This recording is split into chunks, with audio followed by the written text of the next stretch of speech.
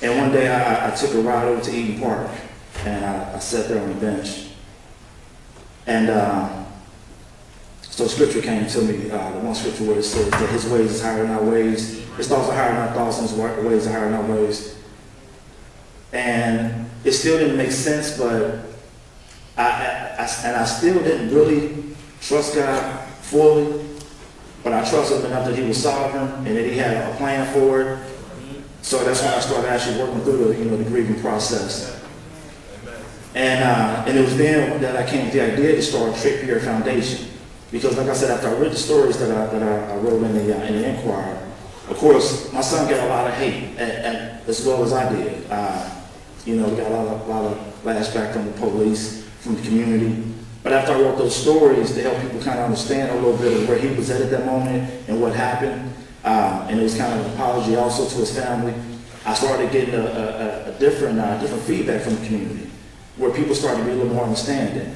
And that helped me a little bit to kind of move forward some. So I started a foundation called the Trippier Foundation. Because, like I said, Trippier didn't have a history of mental illness. He was a really good kid. He did a lot of really good things. And he was, as far as from what I've seen, was a normal kid. So when you understand your kid, to be normal, like I said, in comparison to what we see as crazy, I couldn't put the pieces together. So I had a couple of psychiatrists actually email me and wanted to be on the board of the Trippier Foundation.